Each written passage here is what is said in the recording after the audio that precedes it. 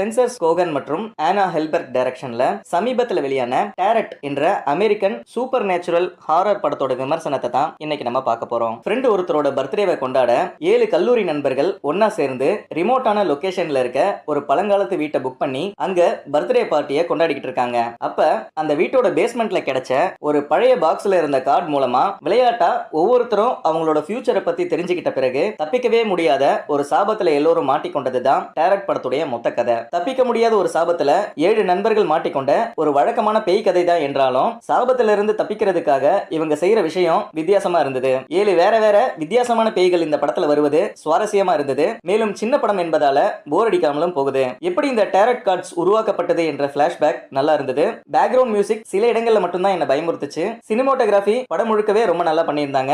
Adult content காட்சிகள் எதுவும் இந்த படத்துல இல்ல. ஒரு தடவை பார்க்கிறதுக்கு தகுதியான படம் தான் இது. மறக்காம என்னுடைய சேனலை சப்ஸ்கிரைப் பண்ணுங்க. வணக்கம்.